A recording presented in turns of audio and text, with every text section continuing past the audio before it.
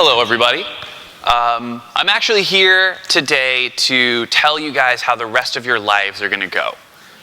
And I'm going to start with high school, so for some of our more seasoned guests like myself, I will catch up to you eventually. You're going to graduate high school. You're going to go to college. You are going to declare a major immediately. You're going to graduate with honors while also finding the love of your life.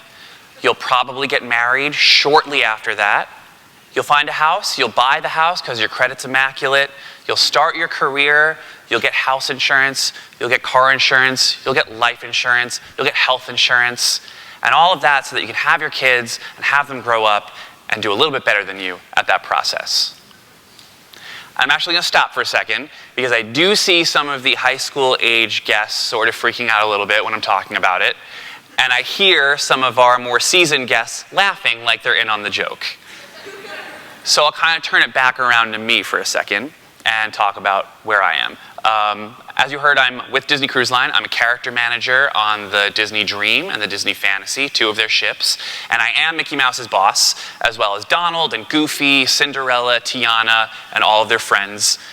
I make sure they get to work safe. I make sure they have a good time. I make sure they come home okay. So it's a dream job, literally. But rather than tell you stories about my time on the ship, I just want to share some random memories that I've had in the 10 years before I had my job with Disney Cruise Line. And the random memories that come to mind include when I was a server at Applebee's and a small child had thrown up in the booth and I had to clean it. I had the most generic office job that I can't actually describe to you. And while I was in that job, my car had broken down on a hot summer's day, so my memory from that job will always be me running down the side of the highway with a gas can and a cake, because it was my coworker's birthday. She wasn't happy. My third memory is taking my 3-egg omelet that I would have in the morning and making it a 2-egg omelet, because I was so poor, I needed my food to last till payday.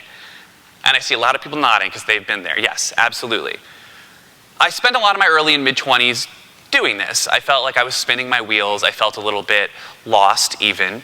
And I was told by many people that it's sort of normal to feel that way in your early to mid-20s. It's when your expectations of the world sort of meet the reality of the world and you adjust accordingly.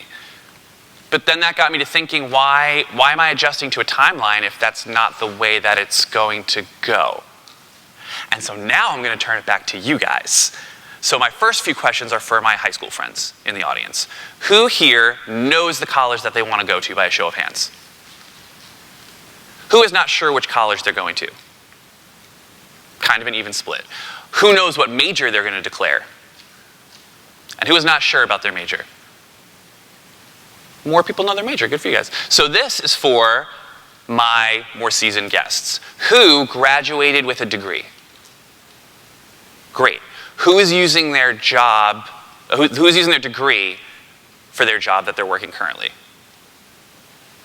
I see two people going like this. I don't know what that means. Cool.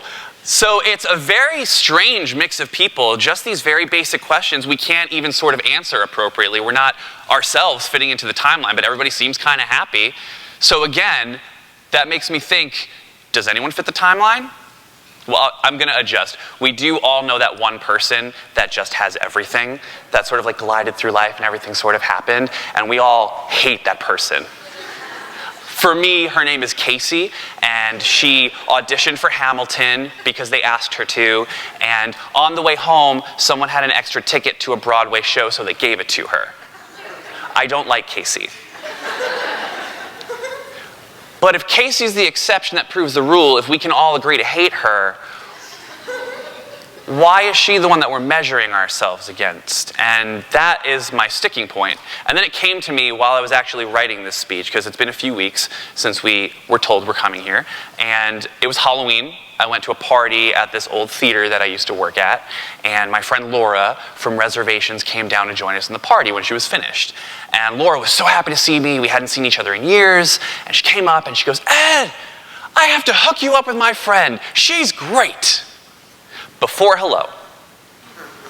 And that struck me as weird because how did she know I was single?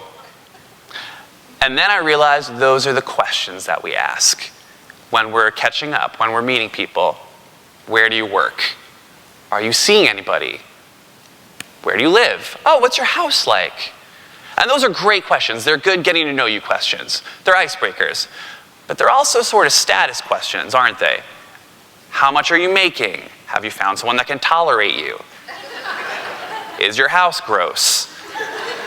Things like that. And then I realized that our timeline that we have, this framework, which is what it is, it's a framework for how your life can go, it's a how-to, has become a have-to. And if you deviate from that, it's looked at as kind of weird and aberrant and a phase, and you'll grow out of it. And then some people don't, and you're constantly battling against what your reality is versus what your expectations are from other people. And that's strange to me. And I'm gonna pause again because I don't want anyone that's in high school burning their college acceptance letters in front of their parents.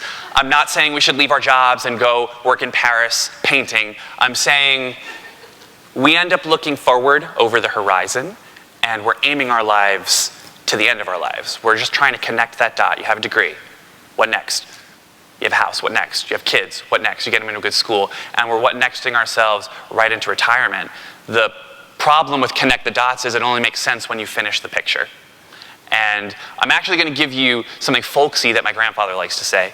He likes to say, if you travel across the country in the back of a moving van, you'll get there. And that's about it. And I have applied that directly to my life because I really believe that. I do love road trips. I actually took 2 in my mid-20s while I was poor. And we set the goal of getting to California. And we did not make a roadmap. We just sort of went where we wanted to. So we did the normal things. We saw the Grand Canyon. We saw Mount Rushmore, which is much smaller than it looks in pictures. But I also saw a palace built entirely out of corn husks.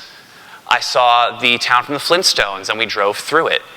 And I tell people about my road trips. I got to California, but the memories I think about are always those weird things that we just sort of ran into.